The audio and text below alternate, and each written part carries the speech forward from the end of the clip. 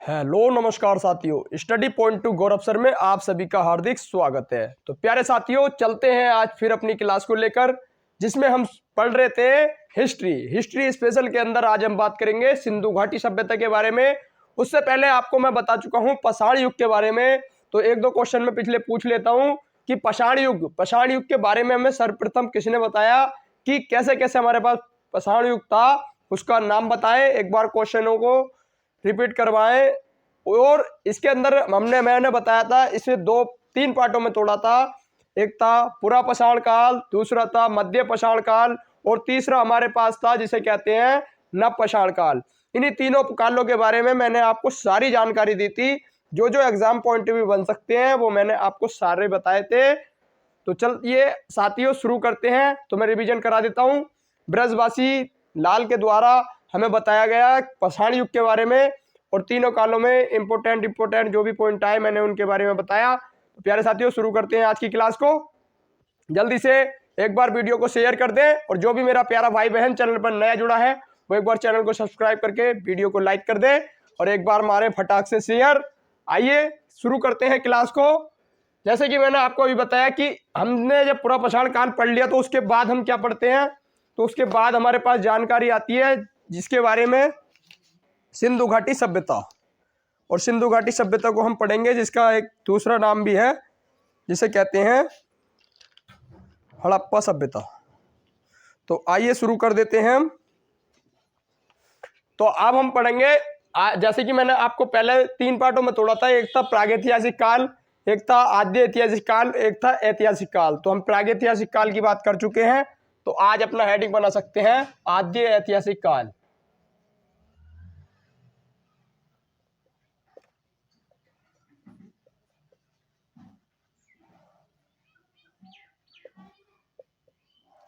और आद्य ऐतिहासिक काल ये हमारा कब से कब तक रहेगा, तो आद्य ऐतिहासिक काल हमारा रहेगा कब से कब तक, तो जैसे मैंने आपको बताया कि 2500 बीसी से ये हमारा रहेगा कब तक 2500 बीसी से लगभग 600 बीसी के आसपास तक रहेगा हमारा आद्य ऐतिहासिक काल, जो मैंने आपको शुरू में बताया भी था। ये सिर्फ हमारा मान्य है, ऐसा नहीं है कि यही पक्का है, क्योंकि एनसीईआरटी बेस्ड है। एनसीईआरटी के अनुसार इसमें ये बताया गया है। तो मैं लिखवा देता हूँ, आद्य ऐतिहासिक काल जो है हमारा ये 2500 बीसी से यानी 2500 ईसा पूर्व से ये हमारा रहेगा लगभग 600 बीसी तक। और इसके अंदर आज हम पढ़ेंगे दो महत्वपूर्ण सभ्यताओं के बारे में। एक थी जिसे कहते हैं सिंधु घाटी की सभ्यता, दूसरी थी वैदिक सभ्यता। तो आज हम शुरू करेंगे सिंधु घाटी सभ्यता को। तो एक बार शेयर कर दें और मैं हेडिंग बना ले अपना सिंधु घाटी की सभ्यता।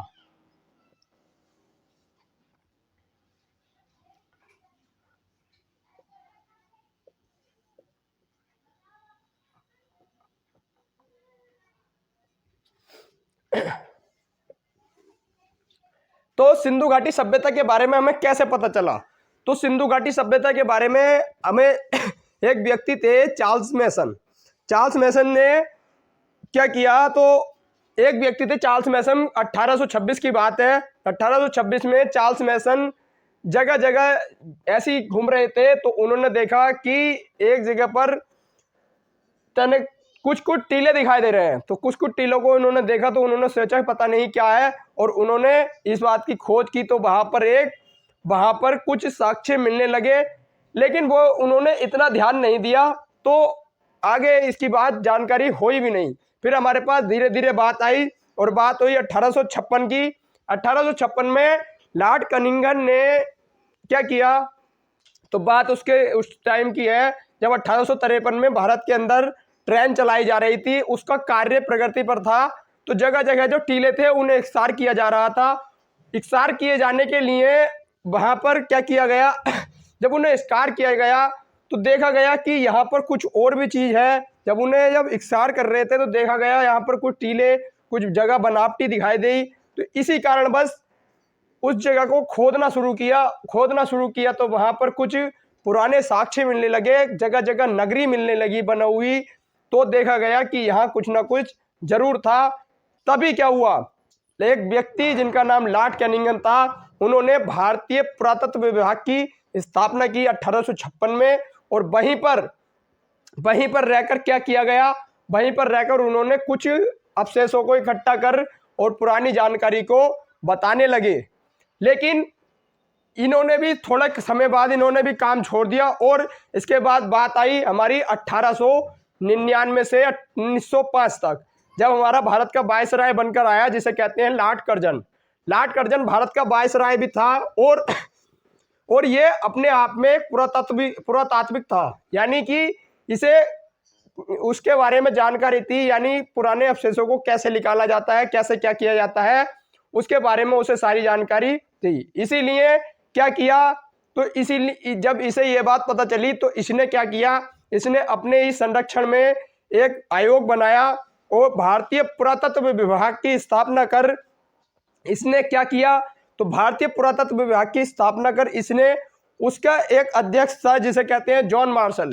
जॉन मार्शल को अध्यक्ष बनाया। और इसी जॉन मार्शल के उपलक्ष्य में, यानी इसी जॉन मार्शल के नीचे दो व्यक्ति काम किया जिन्हें कहते हैं दयाराम साहनी और जिसे कहते हैं राखलदास बनर्जी। यानी कि दयाराम साहनी ने और राखलदास बनर्जी ने काम किया और पहले ही स्थल की खोज कर डाली। किसने? दयाराम साहनी ने, जिसे कहते हैं हड़प्पा सभ्यता। तो ये थी हमारी कुछ पुरानी जानकारी के साथ, आइए इसे नोट कर लेते हैं। तो हमारी जो इसके बारे में हमें सर्वप्रथम बताया था 1826 में चार्ल्स मेसन ने इसके बारे में जानकारी बताई, लेकिन इसी ने वहीं पर छोड़ दिया था, इसने आगे इतना ध्यान नहीं दिया। इसके बाद बात आई 1856 की। 1856 में जब ट्रेन चलाई जा रही थी तभी क्या हुआ, तो एक व्यक्ति थे जिनका नाम था अलेक्जेंडर कनिंगन।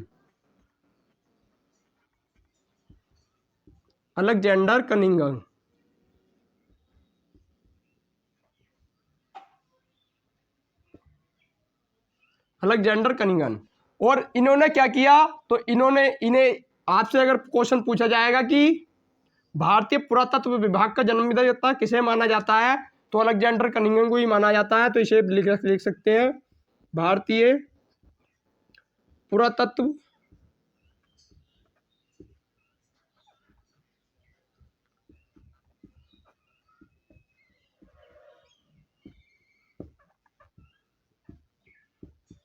जन्मदाता किसे कहा जाता है, तो अलेक्जेंडर कनिंगन को, क्योंकि इन्होंने ही वहां के टीलों को सही तरह से देखा और इसकी खोज की, लेकिन इतना ध्यान नहीं दिया। फिर भी इसके बाद 1899 से 1905 तक वायसराय बनकर आया, जिसे आभागा वायसराय भी कहा जाता है, लॉर्ड कर्जन।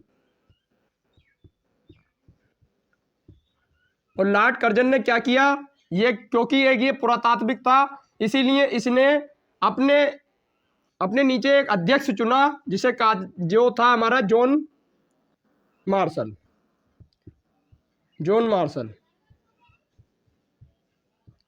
और इसी जॉन मार्शल ने इसे अध्यक्ष किसने बनाया था, तो इसे अध्यक्ष बनाया किसने लॉर्ड कर्जन ने। और इसने भारतीय पुरातत्व विभाग बनाया।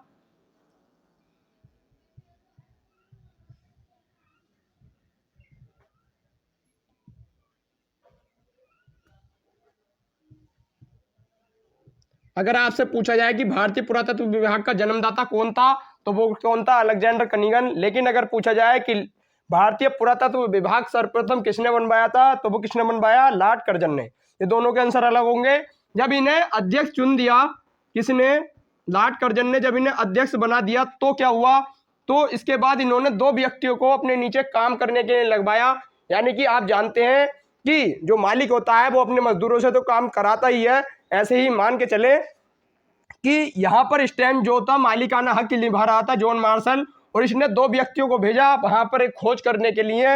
एक थे दयाराम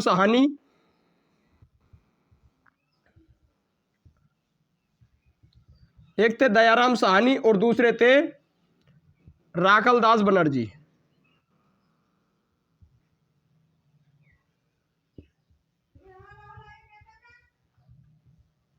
राखलदास बनर्जी और दयाराम साहनी, इन्होंने क्या क्या किया, तो दयाराम साहनी ने खोज कर दी किसकी, हड़प्पा की। एक हड़प्पा स्थल को देखा, और ये हड़प्पा हमारा कहाँ था, तो ये हड़प्पा हमारा कहाँ के, पाकिस्तान के अंदर लारकाना ज़िले के अंदर, वो हनुमानगढ़ में क्या था, हड़प्पा। इसकी खोज की कर दी दयाराम साहनी ने 1921 में।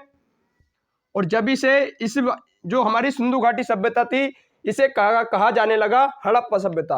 हड़प्पा सभ्यता इसे इसलिए कहा गया क्योंकि इसके द्वारा जो खोजा गया पहला स्थल था वो हड़प्पा था, इसीलिए इसे हड़प्पा सभ्यता कहा गया। इसके बाद राखलदास बनर्जी ने भी खोज कर दी किसकी, एक नए स्थल की, जिसे कहते हैं मोहनजोदड़ो। मोहनजोदड़ो, मोहनजोदड़ो की खोज कर दी राखलदास बनर्जी ने। और ये कहाँ है, तो ये हमारा, ये भी पाकिस्तान के अंदर है, और पाकिस्तान का ही लारकाना जिला है। लारकाने जिले के अंदर ही है मोहनजोदड़ो। ये हमारा कौन सी नदी पर खोदा गया था, तो ये था हमारा रावी नदी, और ये हमारा जो खोदा गया था ये था हमारी सिंधु नदी। तो ये थी हमारी कुछ जानकारी। यहीं से हमारी शुरू हुई सिंधु घाटी सभ्यता, और धीरे धीरे हमारे कुछ स्तर खोजने लगे और जगह जगह हमें जानकारी प्राप्त होने लगी। इसी के बाद हमें पता चला कि जब हमें जगह जगह खोज करने लगे, तो जगह जगह खोज करने के बाद इसका आकार के बारे में जानकारी हुई कि ये है तो किस तरह की ये सभ्यता है, कि इसके जो अवशेष मिले हैं ये कहाँ कहाँ मिले हैं, इस हिसाब से ये कौन सी सभ्यता है। तो आपसे पूछा जाएगा कि इसका आकार कैसा था, तो इसका आकार आपसे पूछा जाए तो वो कैसा था, त्रिभुजीय। त्रिभुजीय क्यों था, तो त्रिभुजीय इसलिए था क्योंकि जो हमारा जम्मू कश्मीर का है मांडा, जम्मू कश्मीर का मांडा, यहाँ से खोज हुई थी, जो हमारा चेनाब नदी के किनारे है, मांडा जिले की खोज हुई, और इसके दक्षिण में है जिसे कहते हैं दैमाबाद। दैमाबाद महाराष्ट्र के अंदर है, और महाराष्ट्र में गोदावरी नदी के किनारे तट पर खोज हुई दैमाबाद की। और जो हमारा सिंधु घाटी सभ्यता का जो पश्चिमी स्थल था, पश्चिमी स्थलों में आता है बलूचिस्तान। बलूचिस्तान का एक स्थान है जिसे कहते हैं सुतकांगेंडोर। सुतकांगेंडोर की खोज की गई दाक्ष नदी के किनारे। और इधर आता है हमारा जिसे कहते हैं पूर्वी स्थल है जिसे कहते हैं आलमगीरपुर। तो एक बार इन्हें लिख सकते हैं आप कि हमारी जो सिंधु घाटी सभ्यता थी वो कैसी थी, त्रिभुजीय आकार की थी। त्रिभुजीय आकार उसका किस तरह हुआ करता था, तो त्रिभुजीय आकार उसका हुआ करता था इस तरह। तो ये था हमारा जम्मू का, ये इधर का जो क्षेत्र आता था सबसे ऊपर का, यानी ये कौन सा क्षेत्र था, जम्मू एंड कश्मीर, यानी जम्मू कश्मीर में खोज हुई जिसे कहते हैं मांडा। मांडा स्थान खोजा गया, और ये कौन सी नदी के किनारे था, चिनाब नदी के किनारे। ये आपसे पूछा जाए कि सिंधु घाटी सभ्यता का उत्तरी स्थल कौन सा था, तो वो कौन सा था, मांडा। अगर आपसे पूर्वी स्थल के बारे में पूछा जाए तो ये था आलमगीरपुर। आलमगीरपुर उत्तर प्रदेश के अंदर है, और कौन सी नदी के किनारे, हिंडन नदी के किनारे, हिंडन रिवर के किनारे है। और इसके बाद आपसे पूछा जाए कि इसका जो दक्षिणी हिस्सा था वो दक्षिणी हिस्सा कौन सा था, तो दक्षिणी हिस्से के बारे में बता दूं कि महाराष्ट्र का ही एक स्थान है। महाराष्ट्र का एक स्थान है जिसे कहते हैं, अभी मैंने आपको बताया, दाइमाबाद। तो दाइमाबाद ही स्थान है महाराष्ट्र का। और जो कहाँ है, महाराष्ट्र के अंदर, इसे भी लिख लें, यूपी है ये। और ये जो है हमारा जम्मू कश्मीर, मैंने आपको लिखवा दिया है।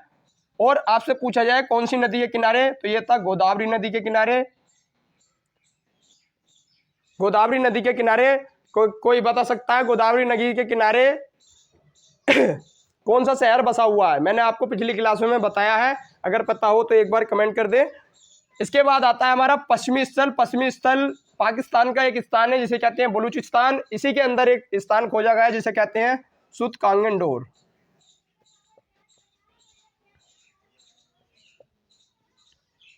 सुतकांगेडर। और ये कहाँ का है, पाकिस्तान का बलूचिस्तान है, वहीं पर खोजा गया। इसे आप चाहें तो इसे नोट कर सकते हैं। वैसे आपको सारी जानकारी समझ में आ गई होगी, क्योंकि एक बार आपको समझाया, दोबारा आपको लिखवाया। उम्मीद करता हूँ आपको सारी जानकारी समझ में आ गई होगी। एक बार इसे नोट करें, उसके बाद बढ़ते हैं नेक्स्ट जानकारी की तरफ। तो चलिए बिना देरी के हम बढ़ते हैं आगे। क्योंकि मैं नहीं चाहता आपका टाइम बेकार होता रहे। मैं एक बार इसे रब कर देता हूं, उसके बाद बढ़ते हैं नेक्स्ट जानकारी की तरफ। इसके बाद आपसे पूछा जाएगा कि यहाँ से कुछ स्थल मिले हैं, कुछ इंपॉर्टेंट जगह मिली है, तो क्या मैं इन जगहों के बारे में लिखवा दूं? तो चलिए अब इन जगहों के बारे में देखते हैं कि हमारे पास कौन कौन सी जगह इंपॉर्टेंट है जहाँ से ये कुछ कार्यक्रम दिखाए गए हैं। देख लेते हैं एक बार। जैसे कि मैंने आपको अभी बताया कि हड़प्पा स्थान था, इसकी खोज 1921 में दयाराम साहनी ने की रावी नदी के किनारे। तो इन्हीं हम कुछ स्थानों के बारे में देखते हैं, क्योंकि यहाँ से पूछे जाते हैं कि यहाँ से क्या क्या चीज़ प्राप्त हुई थी। तो आइए देख लेते हैं, एक बार इसकी विशेषताएं लिख लें, उसके बाद आगे की जानकारी देखेंगे। तो आपसे अगर पूछती जाए कि ये इसकी विशेषता क्या होगी, तो विशेषताओं के तौर पे आप लिख सकते हैं इसके अंदर क्या क्या विशेष हो सकता है। तो आपसे अगर पूछा जाए कि ये कैसी सभ्यता थी, तो ये एक नगरीय सभ्यता थी। और आपसे अगर अगली जानकारी पूछी जाए कि ये नगरीय सभ्यता तो थी, अगर आपसे पूछी जाए कि और कोई सी जानकारी, कि जी हाँ, इसके जो दरवाजे थे, दरवाजे समकोण पर काटा करते थे।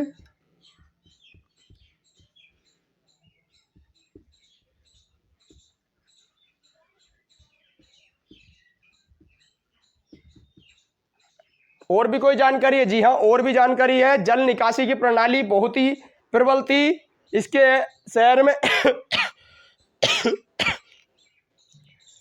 आइए इसे देख लेते हैं। जल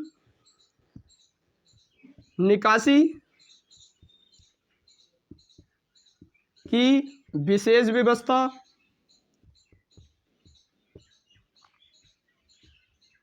जल निकासी की विशेष व्यवस्था थी। इसके बाद आपसे अगली जानकारी इसी के अंदर पूछी जाए, मैं आपको इतने पॉइंट लिखवाऊंगा कि आपको कहीं और क्वेश्चन छानने की जरूरत भी नहीं पड़ेगी, इस बात का आप ध्यान रखें। इसे और क्या कहा जाता है? कांस्य युगीन सभ्यता। अब इस पॉइंट को हमें समझना है कि ये कांस्य युगीन सभ्यता कही क्यों गई।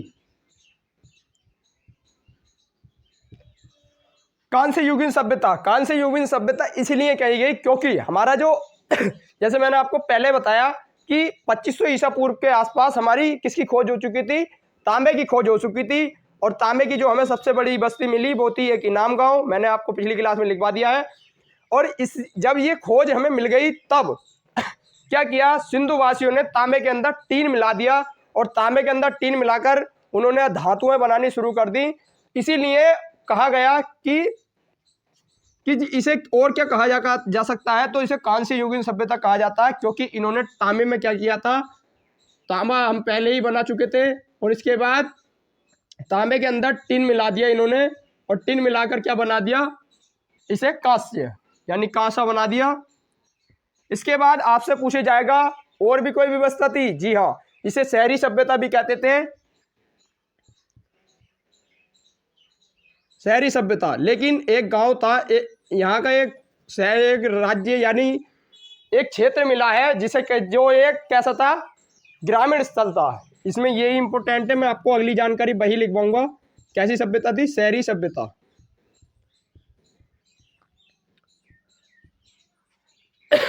तो ये थी हमारी कुछ विशेषताएं, इसके बाद बढ़ेंगे। चलिए इधर से लिखना स्टार्ट करते हैं। समझ में भी आ रहा है नहीं? एक बार थम्स अप करते रहे अगर आपको समझ में आ रहा है तो।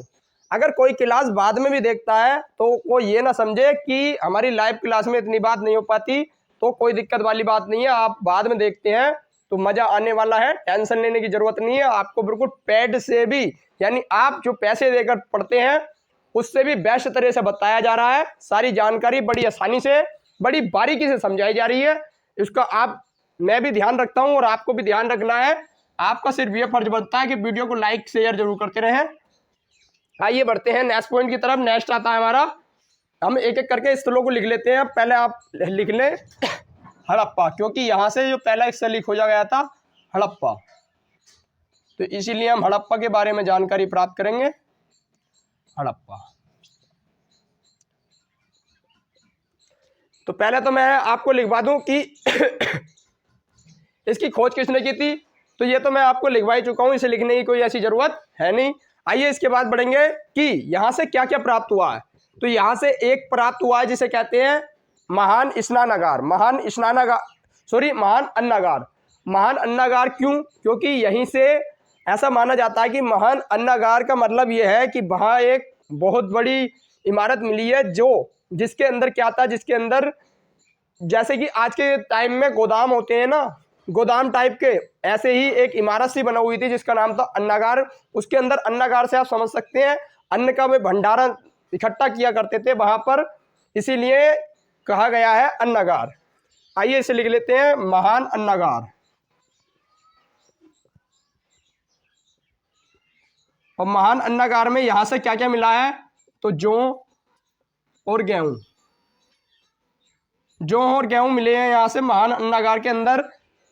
इसके बाद आपसे अगला पॉइंट पूछा जाएगा कि यहां से और कोई भी मिला है? तो जी हाँ, यहां से यहां से और मिला है जिसे कहते हैं कार्बन डेटिंग से हमें पता चला है कि यहां पर एक कब्रिस्तान के साक्ष्य पाए गए हैं और उस कब्रिस्तान के अंदर 57 कैलेंडेक्स यानी 57 फेफड़े जो हमारे होते हैं, क्या बोलते हैं, कंकाल मिले हैं, जिसमें से हमारे जो हैं 37 जो है वो हमारे जिनकी जो है वो जांच की गई है। हमारे पास जो टोटल थे वो 57 थे, 57 में से कुछ की जांच नहीं हो पाई और कुछ की जांच हमने जो कर ली वो कितने थे? 37। लेकिन इसमें जो आपसे पूछा जाएगा कि 17वां, आप पहले इतना लिख लें कि कब्रिस्तान के साक्ष्य।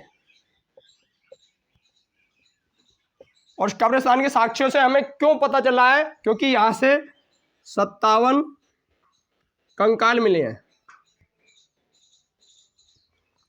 57 कंकाल में सबकी जांच नहीं हो पाई क्योंकि बहुत ही बिगड़ चुके थे, इसीलिए सबकी जान पहचान नहीं हो पाई, लेकिन 37 को पहचान लिया।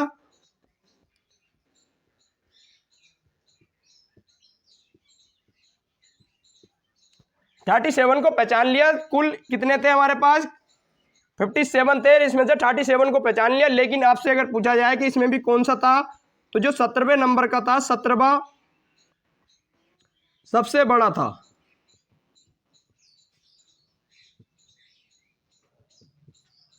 17वां जो कंकाल था वो सबसे बड़ा था। आपसे पूछा जा सकता है कि 17वां कंकाल सबसे बड़ा था, कौन सा कंकाल सबसे बड़ा था? तो वो कौन सा था? 17वां, समाधि नंबर। आइए इसके बाद बढ़ते हैं नेक्स्ट पॉइंट की तरफ, जो आता है कि यहाँ पर कोई और भी प्रथा चलती थी। जी हाँ, अंतिम संस्कार की यहाँ पर 3 प्रथाएं चलती थी। एक थी दाह संस्कार, एक थी पूर्ण संस्कार, एक थी आंशिक संस्कार। तो आइए इन पॉइंटों को लिख लेते हैं कि दाह संस्कार की संस्थाएं। तो यहाँ पर क्या क्या चलता था? तो दाह संस्कार यानी अंतिम संस्कार किस प्रकार किया करते थे यहाँ के लोग?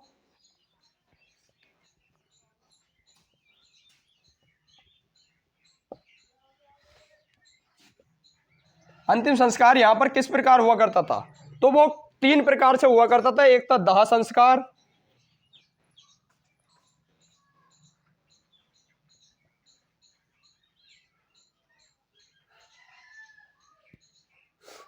और दूसरा कौन सा था?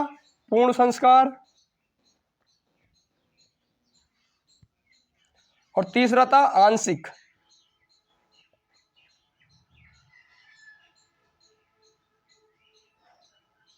ये 3 प्रकार से दफन किया करते थे। कहाँ? हड़प्पा वासियों में।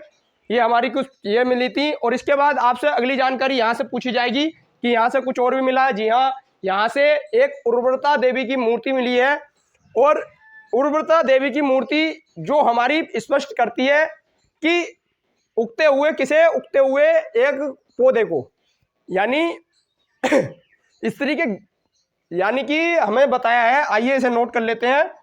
एक और क्या मिला है यहां से?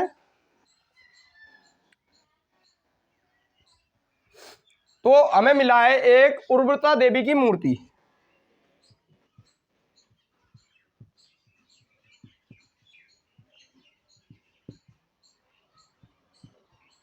और आपसे अगली चीज पूछी जाएगी कि यहां से कुछ और भी मिला है। जी हाँ, इस यहां से बटन के आकार की मोहरें और कांसे की बैलगाड़ी, तो इन्हें भी लिख लें। बटन की मोहरें कांसे की मूर्ति, कांसे की बनी बैलगाड़ी।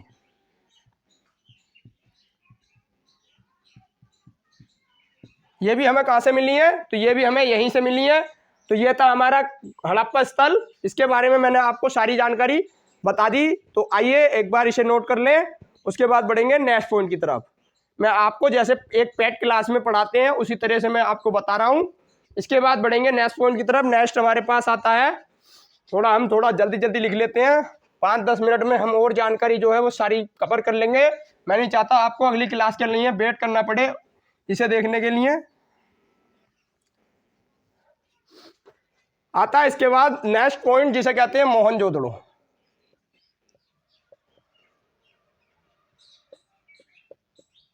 मोहनजोदड़ो से हमारा क्या क्या मिला, तो मोहनजोदड़ो से क्या क्या मिला, तो एक तो मिला जैसे कि सिंगारदान,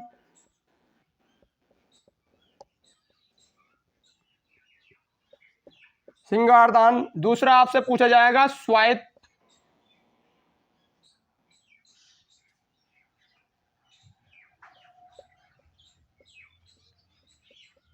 स्वास्तिक चिन्ह। और आपसे पूछा जाए कौन सा होता है स्वास्तिक चिन्ह, तो वो होता है ये वाला।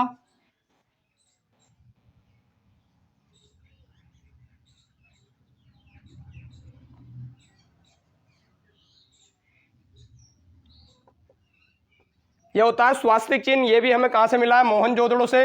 इसके बाद आपसे पूछा जाएगा कि पशुपतिनाथ की मूर्ति हमें कहां से मिली है, तो ये भी मिली है हमें मोहनजोदड़ो से। पशुपतिनाथ, पशुपतिनाथ की मूर्ति, और इन्हें क्या माना गया है, शिव। इन्हें क्या माना गया, शिव माना गया पशुपतिनाथ को। इसके बाद आपसे पूछा जाएगा कि इसके अंदर कुछ और भी मिला है। जी हाँ, हर एक घर में कुएं के साक्ष्य हमें कहां से मिले हैं, तो ये भी मोहनजोदड़ो से मिले हैं। हर एक घर में, हर घर में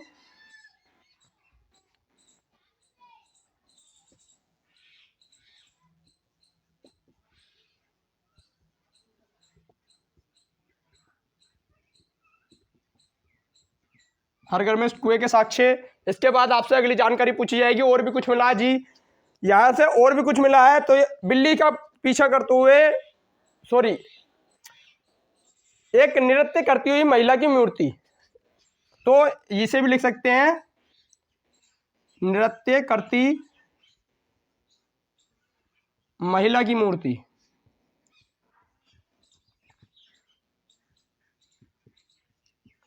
तो ये था हमारा मोहनजोदड़ो। जो इंपॉर्टेंट पॉइंट थे वो भी आ गए हैं, और मैंने इनके बारे में आपको बता भी दिया है। इसके बाद आप लिख सकते हैं अपने नेक्स्ट पॉइंट को। नेक्स्ट आता है जिसे कहते हैं लोथल। लोथल हमारा गुजरात के अंदर स्थित है, और लोथल की खोज किसने की थी, जल्दी बताएं। तो लोथल हमारा गुजरात के अंदर स्थित है, और लोथल की खोज 1953 में अमलानंद घोष ने की थी। आइए इसे लिख लेते हैं, लोथल।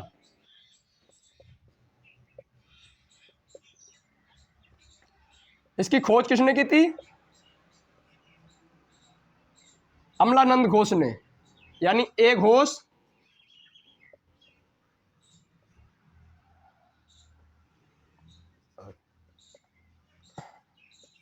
एक घोष ने की थी, अमलानंद घोष ने, और कब, 1953 में।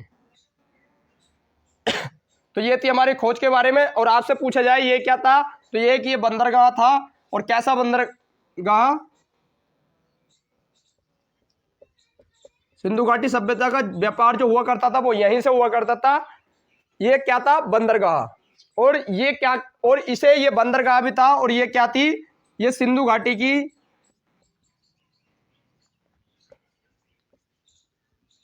सिंधु घाटी सभ्यता की वाणिज्यिक राजधानी।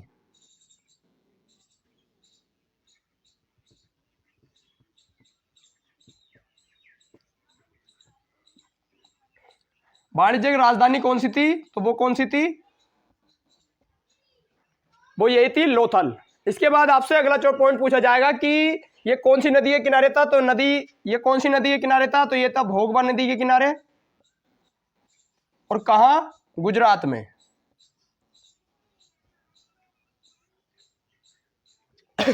तो ये थी हमारी कुछ जानकारी इंपोर्टेंट।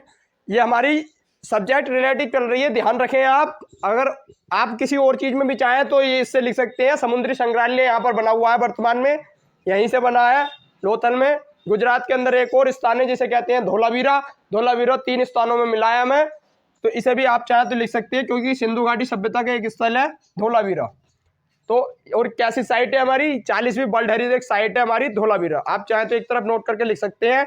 इसके बाद आपसे पूछा जाएगा नेक्स्ट पॉइंट, तो नेक्स्ट हमारा आता है राखीगढ़ी। राखीगढ़ी, इसे आप एक तरफ लिख लें, राखीगढ़ी। और राखीगढ़ी की खोज 1969 में किसने की थी? सूरज भान ने। सूरज भान ने 1969 में की थी। और कौन सी नदी के किनारे? तो सरस्वती नदी के किनारे। सरस्वती नदी के किनारे। सरस्वती नदी या घग्गर नदी, बात वही है, ध्यान रखना है। इसके बाद आपसे पूछा जाएगा कि ये कहाँ स्थित है? तो ये हरियाणा के हिसार में स्थित है, हरियाणा में स्थित है। और आपसे पूछा जाएगा सिंधु घाटी सभ्यता का सबसे बड़ा स्थल।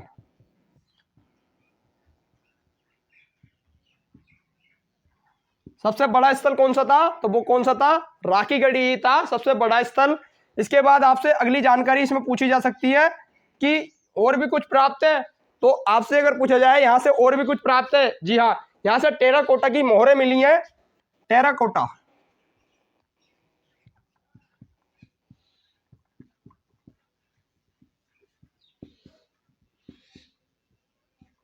टेराकोटा की मोहरें।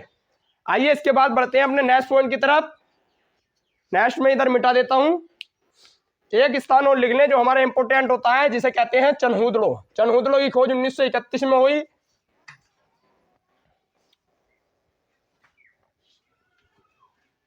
चनहूदड़ो की खोज 1931 में हुई, इसे नोट कर लेना।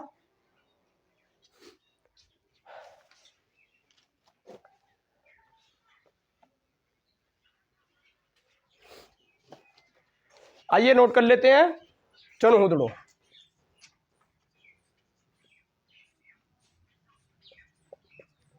चनहूदड़ो, चनहूदड़ो की खोज कब हुई थी? 1931 में। और किसने की थी? एमजी मजूमदार ने।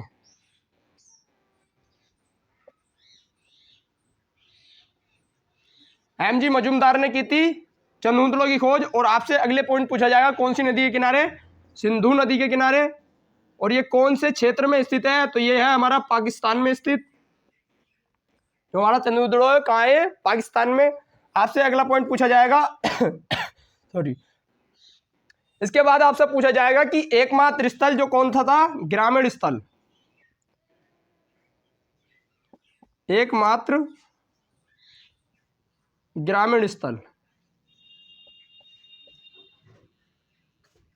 एकमात्र ग्रामीण स्थल कौन सा था? तो वो कौन सा था? चनहूदड़ो ही था हमारा एकमात्र ग्रामीण स्थल। इसके बाद आपसे अगली जानकारी पूछी जाएगी। इसके अंदर कुछ और भी जानकारी हो सकती है इसके अंदर, जी हाँ, इसके अंदर और भी पूछी जा सकती है। वो क्या है? तो बेलनाकार मोहरें हमें कहां से मिली है? तो बेलनाकार मोहरें,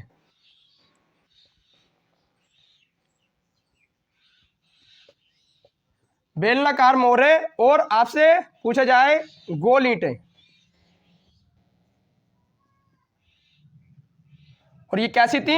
कच्ची। क्योंकि ये कैसी थी? एक ग्रामीण स्थल था, तो कच्ची ईंटों के साक्ष्य तो मिलने ही है। पक्की ईंटों के साक्ष्य हमें सिंधु घाटी सभ्यता से मिले हैं। लेकिन आपसे पूछा जाए कि ग्रामीण स्थल एकमात्र सिंधु घाटी सभ्यता कौन सा था? तो वो कौन सा था? चनहूदड़ो। तो ये थी हमारी कुछ जानकारी सिंधु घाटी सभ्यता से। इसके बाद मैं आपको बता दूं कि जब हमारी सिंधु घाटी सभ्यता समाप्त हुई तो हमारे पास क्या क्या हुआ। सिंधु घाटी सभ्यता के समाप्त होने के बारे में बहुत सारे हैं कि इसे कैसे कैसे ये समाप्त हुई थी। लेकिन जो सबसे मेन आता है वो आता है बाढ़ आने के कारण सिंधु घाटी सभ्यता की जो समाप्ति हुई है। तो आप मैं नीचे देख लेता हूं, अगर दिख रहा हो तो सही है। तो एक बार दिख रहा है, यहीं लिख लें कि ये समाप्त कैसे हुई। समाप्ति कैसे हुई? तो बाढ़ आने के कारण। क्योंकि यहां पर हर सभ्यता के हर सभ्यता के दौरे क्या पाई गई है हमें? नदी। इसीलिए माना जाता है कि बाढ़ आ जाने के कारण इस सभ्यता का विनाश हो गया होगा। इसीलिए माना गया कि बाढ़ आने के कारण सभ्यता का अंत हुआ।